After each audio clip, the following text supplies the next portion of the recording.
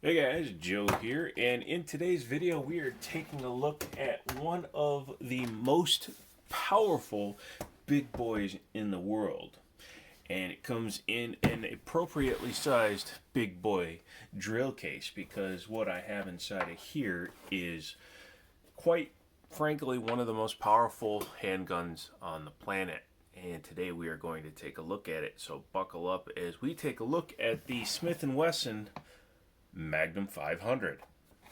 For those of you that are new to the channel, thanks for checking it out. I really do appreciate it. Maybe consider subscribing and hitting the notification and all that good stuff. That way you get notified of when I do new videos. Also, maybe consider checking out Liberty Arms, the company that allows me to borrow these pew-pews and do these videos. And I would greatly appreciate if you gave them a call because they can help you find firearms like this as well as give you information on other things that you may be wondering about. Now that I've talked your ear off, let's go ahead and check this bad boy out. It comes in a hard shell case that looks like it could be airline approved based on the overlap. Yes, this is airline approved. Now, if you're wondering what an airline approved case is, it's one like this where this mega lip goes over the bottom so that you cannot get your hand inside the case while it's locked to get to the trigger of the gun. If the TSA agent can get his hand inside the case and touch the firearm, it is not airline approved. Just because it locks doesn't make it airline approved. Inside the box you have obviously some stuff here. You have a different sight, you have a lock, your manual, all that good stuff in there.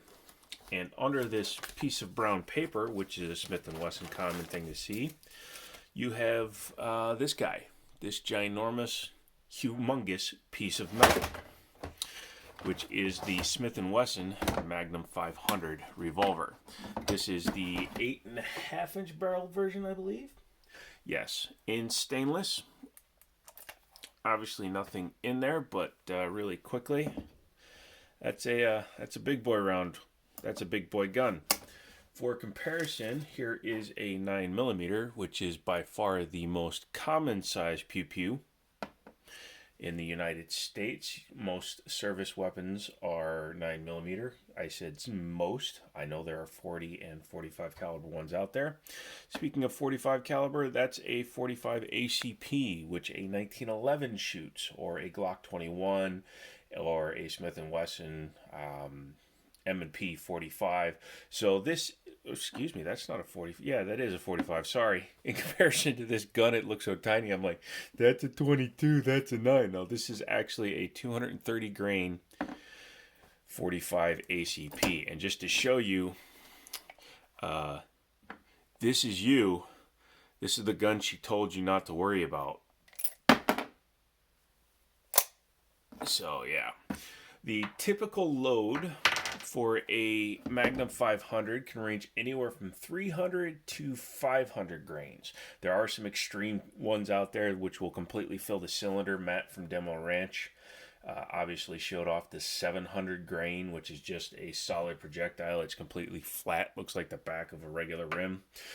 The average that I've seen, the most common round, is a 350 grain bullet, and that is quite large. It's 2.75 or 2.3 inches long, and it has quite a bit of power. It comes out at just under 2,000 feet per second. To put that in perspective, an FN 57 shooting at 2,000 feet per second will punch through armor. Now imagine a 350 grain bullet traveling that fast. That's going to do you some damage. It is a 50 caliber bullet, so keep that in mind. You can see compared to my finger how big a 50 caliber bullet is, even in a revolver. It is semi-rimmed, which means it's designed for revolvers or rifles only, specifically ones with a tube-style ammo carrier or a tube-style magazine. This is a cylinder in this case. They are semi-rimmed, so they will not reliably run in a semi-automatic pistol.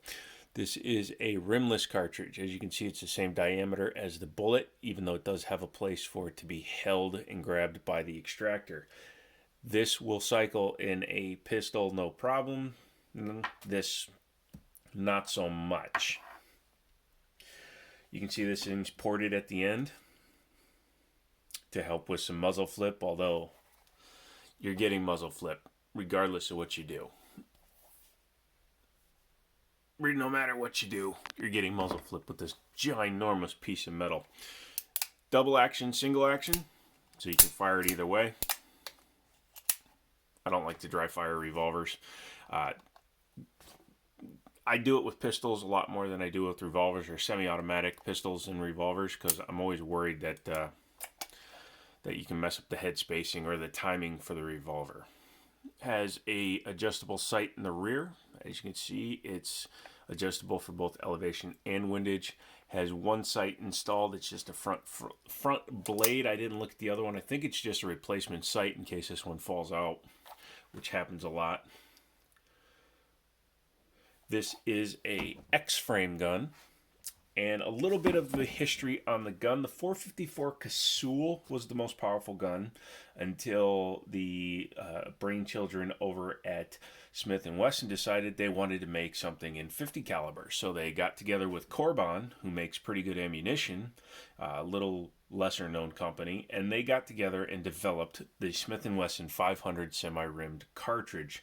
This gun was first shown at the 2003 SHOT Show, and then it became available. So this gun is not as old as some people think. Being a revolver, people think that the cartridge has been around a lot longer than it has. Yeah, this is, let's just go ahead and say it, this is a $1,500 gun. It can range anywhere from $1,400 to $1,700 depending on who has one in stock at the time that you're looking to purchase it. But this is designed specifically to take down any North American game. So it'll take down bears, it'll take down cougars, it'll take down wolves, it'll take down, your neighbor's yippity yappity chihuahua. This is designed so that if you want to go woods walking, and they do make shorter barrel versions, and man, those must be a handful to shoot too.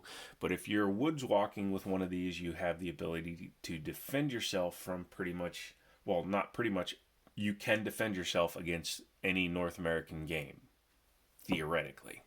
There's also the chance you could shoot a buffalo with one of these and all you'll do is piss it off. So keep that in mind. If you are thinking of carrying one of these on the regular, you are a very special thinker, because I could not imagine carrying something this heavy on the daily. This thing is probably almost as heavy as a Daniel Defense AR-15. And you think I'm joking, but I'm not. This thing will droop you. That's why it's a wrist breaker. I mean, you can see it's, I'm trying to hold my hand steady, but yeah, that's a heavy gun. Nerve damage doesn't help, so take that with a grain of salt. But why don't I do full teardowns on revolvers? Well, that's because I don't know revolvers as well as I do semi-auto pistols, and I don't want to screw up any of the mechanism, any of the timing, or do anything to mess with how the cylinder is located for head spacing. So I'm not going to risk damaging a revolver that isn't mine. Yeah, that's that's an impressive thing to look at, isn't it? That huge, humongous cylinder. It's got a 1:18 twist in the barrel, so you take that as a grain of salt. These things are booking and spinning. I've seen some people that are extremely accurate with these guns, and those are cool, and I've seen people who drop them on their first shot, and that's also kind of cool. So let me know what you think down below. I know it's a little bit of a slightly different video since I don't do takedowns on the revolver, so this one doesn't go quite as long, but I do appreciate you coming along with me. I hope you guys have a great New Year's, and hopefully you guys have some fun coming up in 2021. Didn't mean for that to rhyme, it just happened. Leave me any comments, questions, concerns down below in the comments. Again, Google Liberty Arms. They're down in Harrisonburg, Virginia, and they can answer your questions. You can pre-order new firearms that are coming. Sorry, it's like 7 o'clock in the morning, so my English is bad. But you could ask them also questions. You could also see if they can find you something, and that would be greatly appreciated, because the more they see somebody calling them and saying, hey, I saw this on YouTube and I want to know more about it, can you get me one, the better, because then they'll be more apt to let me do these. The owner has seen dramatic increase in calls because of my videos, which is awesome. And that means that when something comes in, like a $1,500 revolver, he doesn't even think once about letting me borrow it. He's like, dude, you should do a video on this. And I do it. So that's awesome. Thank you guys so much again. Come back later this week. We have some tech stuff going, and then probably an at the range video. So this is Joe. This is the 500 Smith & Wesson. And as always, I'll talk to you later.